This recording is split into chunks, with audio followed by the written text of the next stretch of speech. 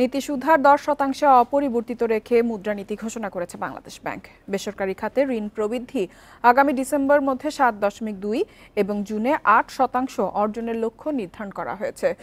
Bundle থাকলে প্রতি সেনমানিতে টাকা বাঁচবে। বিকাশ সেনমানি বান্ডেল কিনে জিতুন প্রতি লেনদেনে।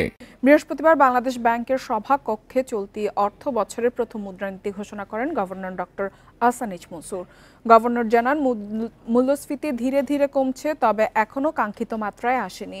মূল্যস্ফীতি কমে গত জুনে 8.48% নেমেছে। লক্ষ্য আছে 3 থেকে 5% নামিয়ে আনার। বলেন, মূল্যস্ফীতি 7% নিচে নামলেই নীতি সুধার কমানো হবে। ডলারের দাম বাজার ভিত্তিক করা হলেও অস্থির হয়নি, প্রয়োজনে আরও ডলার কেনা হবে বলেও জানান গভর্নর। দেশের বিনিয়োগ পরিস্থিতি নিয়েও কথা বলেন গভর্নর। জানান, বিনিয়োগ বৃদ্ধি করার দায়িত্ব সরকারের, বাংলাদেশ ব্যাংকের নয়। বাজারে তারল্য বাড়বে, তবে টাকা ছাপানো হবে না বলেও জানান তিনি। চালের দাম বৃদ্ধির প্রসঙ্গে গভর্নর বলেন, কৃষক চাল ধরে রেখেছে, প্রয়োজনে চাল আমদানি করা হবে।